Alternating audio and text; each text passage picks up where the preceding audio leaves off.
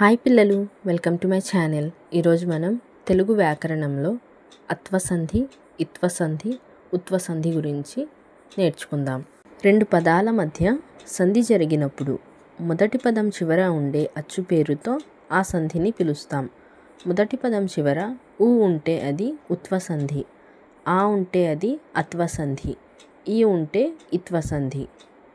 ఇప్పుడు మనం అత్వసంధి గురించి నేర్చుకుందాం. అత్వసంధి బహుళం కాబట్టి 4 విధాలుగా సంధి రూపాలు ఏర్పడతాయి. బహుళం అంటే 4. ఇక్కడ అత్వసంధిలో మనకు 4 రకాలుగా 4 విధాలుగా సంధి రూపాలు అనేవి ఏర్పడతాయి. ఉదాహరణ చూడండి. సీతమ్మ, సీత ప్లస్ అమ్మ. ఇక్కడ మనం జరిగిన మార్పుని పక్కన ఖాళీలో రాయాలి. సంధి జరగాలంటే పూర్వపదంలో ఉన్న చివరి అక్షరంలోని అచ్చు పోతుంది. తర్వాత పరపదంలోని మొదటి అచ్చు అనేది మిగులుతుంది. దీన్నే మనం ఇక్కడ రాయాలి. సీత అనేది పూర్వపదం, అమ్మ అనేది పరపదం.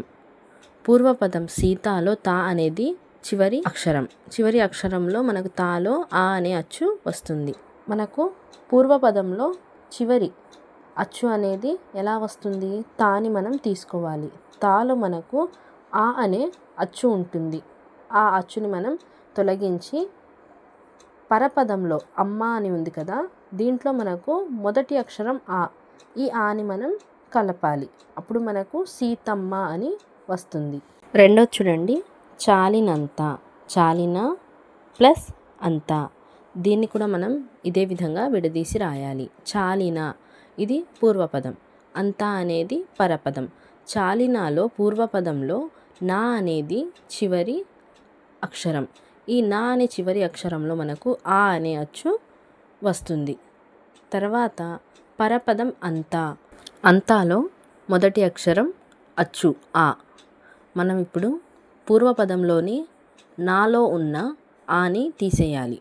తర్వాత పరపదంలో ఉన్న ఆని కలిపి రాయాలి. పక్కన చూడండి. న ప్లస్ ఆ ప్లస్ ఆ ఈజ్ ఈక్వల్స్ టు నా. ఇక్కడ మనము పూర్వపదంలో ఉన్న ఆని తీసేస్తే నకి ఆ కలిపితే నా అవుతుంది. తర్వాత మూడోది చూడండి. వచ్చినందుకు, వచ్చిన ప్లస్ అందుకు. దీన్ని కూడా మనం ఇదే విధంగా విడదీయాలి. న ప్లస్ ఆ ఈజ్ ఈక్వల్స్ టు నా. మనం అత్వసంధి బహుళం అని చెప్పుకున్నాం కదా, ఆ 4 విధాలలో ఇది ఒక రూపము. ఇప్పుడు రెండో రూపం చూడండి. ఈ మొదటి రూపంలో అయితే మనకి ఇక్కడ అన్ని చోట్ల సంధి అనేది జరుగుతుంది. ఇప్పుడు మనం రెండో రకమైన